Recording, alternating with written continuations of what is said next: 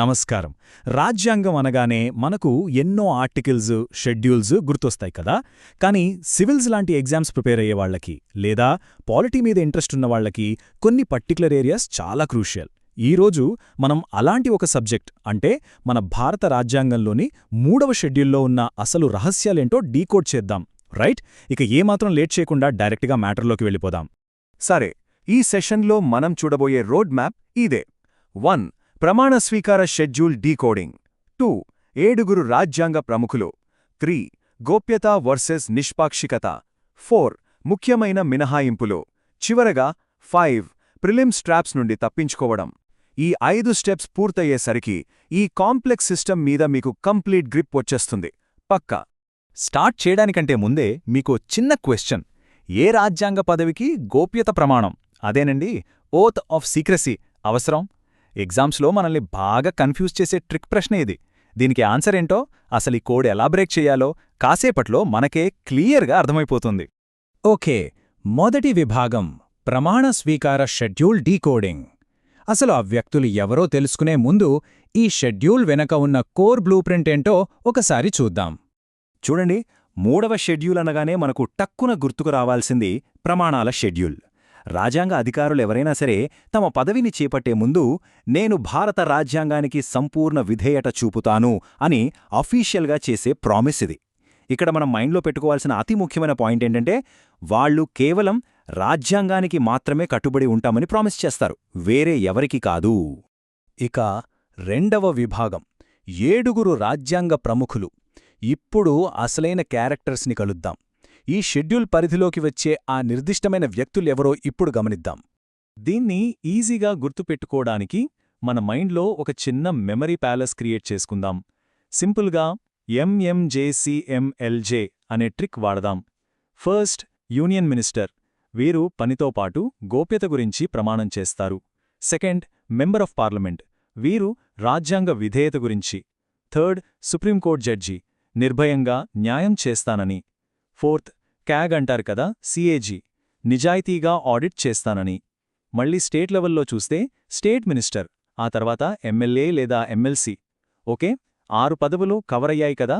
మరి ఆ 7వదేంటో గెస్ చేయగలరా? ఎగ్జాక్ట్లీ, ఆఖరిది హైకోర్టు జడ్జి. సో మనం మర్చిపోకూడని నెంబరేంటంటే 7. అవును, 3వ షెడ్యూల్లో మొత్తం 7 రకాల ప్రమాణ స్వీకార ఫార్మాట్స్ ఉంటాయి. ఇందాక మనం అనుకున్న ఆ ఎంఎంజే ఎంఎల్జే సీక్వెన్స్ను ఒక్కసారి మైండ్లో ఫిక్స్ చేసేసుకోండి. ఈ 7 వర్గాలు మాత్రమే ఈ 3వ షెడ్యూల్ పరిధిలోకొస్తాయి. ఇప్పుడు 3వ విభాగానికి వద్దాం. గోప్యత వర్సెస్ నిష్పాక్షికత. అసలు డిఫరెంట్ రోల్స్లో ఉన్నవాళ్లు ఎందుకు డిఫరెంట్ ప్రామిసెస్ చేయాల్సొస్తుందో ఇక్కడ మనం గమనించాలి. చాలామంది ఎగ్జామ్స్లో కన్ఫ్యూజ్ అయ్యే పెద్ద పాయింట్ ఇక్కడే ఉందండి. మంత్రులకు సాధారణ ఎంపీలకు మధ్య ఉన్న డిఫరెన్స్ చూడండి. మంత్రులు తమ పదవీ ప్రమాణంతో పాటుగా క్యాబినెట్ సీక్రెట్స్ బయటపెట్టకుండా ఉండేందుకు గోప్యతా ప్రమాణం అంటే ఓత్ ఆఫ్ సీక్రసీ కూడా చేస్తారు. కానీ సాధారణ ఎంపీలు కేవలం పదవీ ప్రమాణం మాత్రమే చేస్తారు. వాళ్లకి ఈ సీక్రసీ ప్రమాణం అనేది అస్సలుండదు. అలాగే జడ్జీలకు మంత్రులకు మధ్య ఉన్న తేడా గమనించండి. జడ్జీల ప్రమాణంలో ఒక స్పెషల్ లైన్ ఉంటుంది. భయం లేదా పక్షపాతం, అభిమానం లేదా ద్వేషం లేకుండా విధులు నిర్వర్తిస్తానని. ఇది ఎందుకంటే వాళ్ళ సంపూర్ణ న్యాయపరమైన స్వతంత్రతని గ్యారంటీ చేయడానికి. అదే మంత్రులైతే రాజ్యాంగం ప్రకారం పరిపాలన చేస్తామని వాగ్దానం చేస్తారు. రెండింటికీ చాలా డిఫరెన్స్ ఉంది కదా. రైట్, ఇప్పుడు 4వ విభాగం ముఖ్యమైన మినహాయింపులు. ఇది చాలా క్రూషియల్ పాయింట్. ఎందుకంటే దేశంలోని అత్యున్నత పదవుల్లో ఉన్న కొందరు వ్యక్తులను కావాలనే ఈ 3వ షెడ్యూల్ జాబితా నుండి మినహాయించారు. ఆ రూల్ బ్రేకర్స్ ఎవరో చూద్దాం. బహుశా మీరు ఊహించే ఉంటారు. ఆ ఎక్సెప్షన్స్ ఎవరంటే రాష్ట్రపతి, ఉపరాష్ట్రపతి మరియు గవర్నర్లు. వీళ్ల ప్రమాణ స్వీకారాలు 3rd షెడ్యూల్లో ఉండవు. మరెక్కడుంటాయి? రాజ్యాంగంలోని ప్రత్యేకమైన ఆర్టికల్స్లో ఉంటాయి. రాష్ట్రపతికి ఆర్టికల్ 60, ఉపరాష్ట్రపతికి ఆర్టికల్ 69, గవర్నర్కి ఆర్టికల్ 159 కింద ప్రత్యేక ప్రమాణాలుంటాయి. ఎగ్జామినర్స్ మిమ్మల్ని ట్రాప్ చేయడానికి అత్యంత ఇష్టపడే ఏరియా ఇదే, కాబట్టి జాగ్రత్త. ఇక మన చివరి 5వ విభాగం ప్రిలిమ్స్ ట్రాప్స్ నుండి తప్పించుకోవటం. ఎగ్జామ్స్లో అడిగే అత్యంత ట్రిక్కీ క్వశ్చన్స్ ఏంటో, వాటిని ఎలా ఫేస్ చేయాలో ర్యాపిడ్ ఫైర్ లాగా చూద్దాం. ఇవి చాలా స్కోరింగ్ పాయింట్స్. ఫాస్ట్గా చూద్దాం.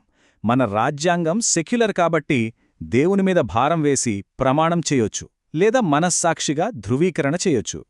రెండవది, ఒక ఎంపీ లేదా ఎమ్మెల్యే ఎన్నికైన తర్వాత సభలో కూర్చోవాలన్నా ఓటు వేయాలన్నా ముందే ఈ ప్రమాణం ఖచ్చితంగా చేయాలి, లేదంటే భారీ ఫైన్స్ పడతాయి.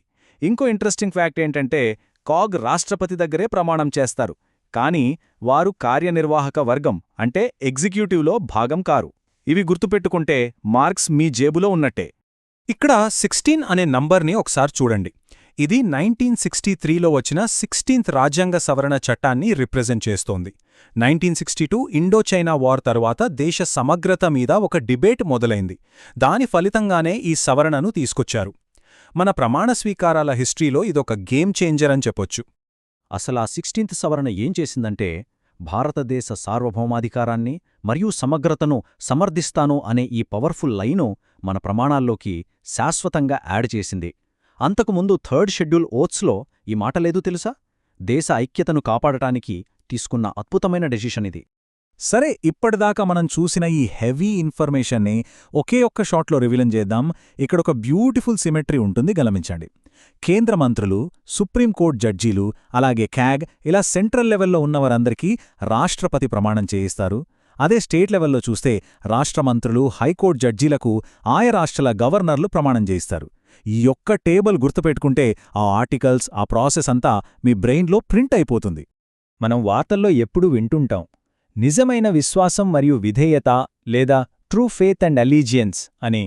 దీని కరెక్ట్ మీనింగ్ ఏంటో తెలుసా? ఆ విధేయత అనేది స్ట్రిక్ట్గా రాజ్యాంగానికి మాత్రమే ఉండాలి, అంతే తప్ప అధికారంలో ఉన్న పార్టీకి కాదు, ప్రధానమంత్రికి కాదు, కనీసం ప్రభుత్వానికి కూడా కాదు. రాజ్యాంగ విధేయత అనేది పాలిటిక్స్కి పూర్తిగా అతీతమైనది. సో ఫైనల్గా మీకొక ఇంట్రెస్టింగ్ క్వెషన్ వదిలేస్తున్నాను. ఇప్పుడున్న మోడర్న్ పాలిటిక్స్ని మీరు గమనిస్తే, నాయకులు రాజ్యాంగానికి చేస్తున్న ఈ ప్రామిస్ వాళ్ల పార్టీ విధేయతను నిజంగా డామినేట్ చేయగలుగుతోందా, లేదా ప్రాక్టికల్గా సీన్ రివర్స్ అవుతోందా? ఈ డీప్ క్వెషన్ గురించి ఒక్కసారి ఆలోచించండి.